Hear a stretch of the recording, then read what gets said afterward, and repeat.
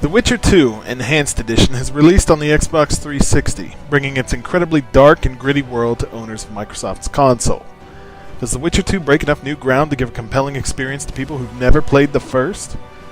The first Witcher game was critically acclaimed on the PC. One of its most praised aspects happened to be the rich story and setting. The 360 version comes on 2 discs, with a bonus third disc containing the game's soundtrack as well as a map.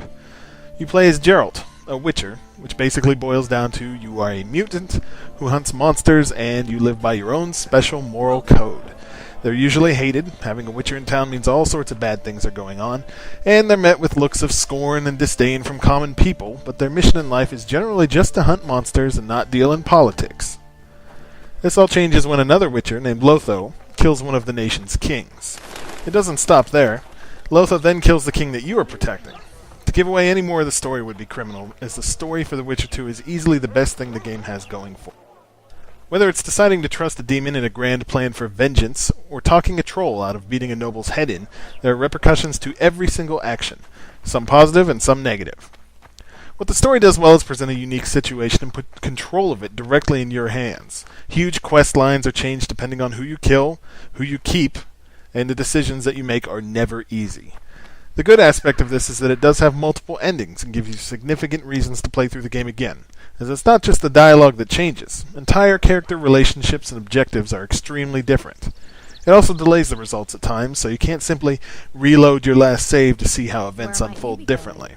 It's an effective way of storytelling, and it forces you to live with your actions for better or worse. The control scheme's been adapted for the 360 controller for the best, and I never once felt like the game would be better with a mouse and keyboard. Combat has you rolling, casting spells, and cutting people with your sword, with a minimum of hiccups and problems. The higher difficulties truly do test your combat skills. Different spells you may have thought were useless are essential to work with on the harder levels.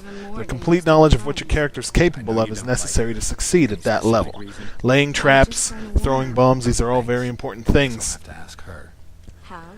This release is called The Witcher 2 Extended Edition. Now, what does the Extended Edition give over the original release? Well, there's hours of extra content in different areas. They've added introductions and cutscenes to help flesh out the story for newcomers.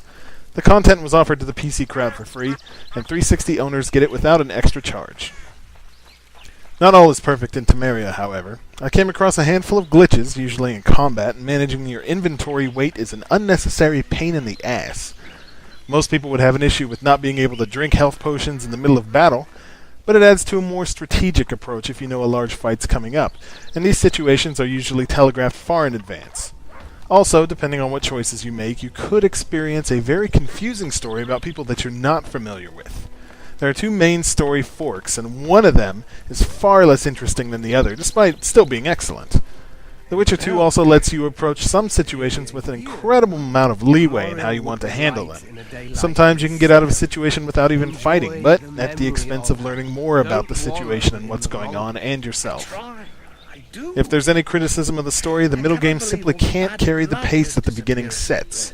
It opens huge, and it has a hard time keeping that same pace up when there's a jarring location change. The setting truly is the most unique part of The Witcher 2.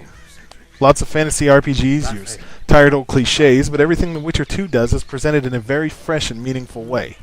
The dragon appearing is truly majestic, and it's never cheapened. The personalities in the world lend as much flavor to the game as its beautiful locations. So the bottom line is it worth playing? Well, Witcher 2 is one of the best RPG stories I've played, period. It's a game everyone should play through at least once, if not twice. However, the fantastic story and setting are muddled by a few glitches and an antiquated user interface. If you can get past these small problems, you'll find one of the finest games to grace the Xbox 360. If you can't, then your mileage may vary. 8 out of 10.